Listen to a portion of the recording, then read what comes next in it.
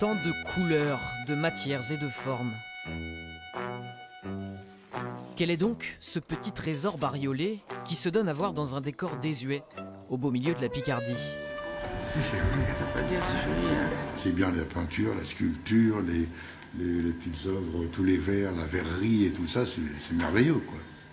Pour dynamiser le centre-ville de Noyon, la mairie a racheté cet ancien restaurant et l'a mis à disposition d'un collectif d'artistes et artisans locaux. Ils sont une quinzaine de membres actifs. Nous en avons rencontré.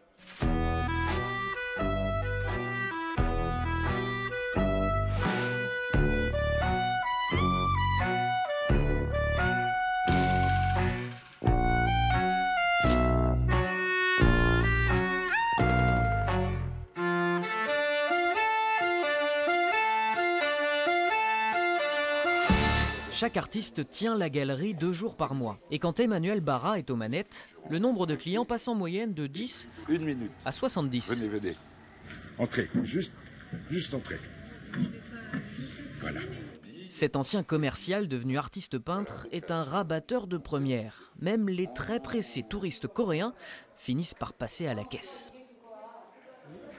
Voilà, mademoiselle. Very good choice. Merci.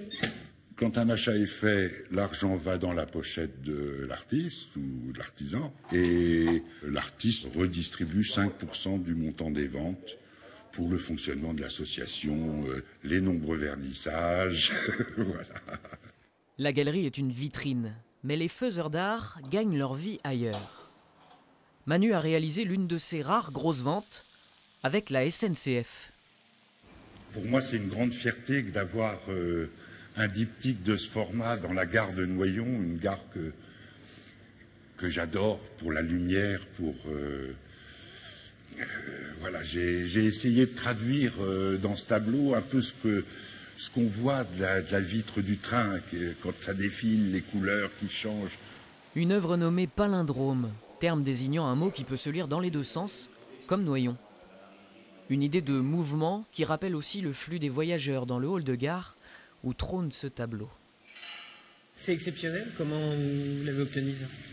Ça a été long, c'est-à-dire qu'entre le moment où j'ai déposé le projet en mairie et le jour où je l'ai accroché, ça n'a pris que 5 ans. C'est-à-dire que c'est très administratif. Ça donne du baume au cœur que d'avoir une commande officielle comme ça. Est-ce que vous avez une tête de reconnaissance aussi? Je l'ai auprès de mon épouse. La reconnaissance, c'est quand elle me dit « tu peux t'arrêter ». Là, je me dis que ça doit être bien. Loin de l'image d'Épinal, l'artiste passe beaucoup de temps sur les routes à chercher des expos et des clients. Mais c'est vrai, il lui arrive aussi de peindre. You ain't got the right to tell me I'm not lonely. You don't have to say what I've been through. Bon.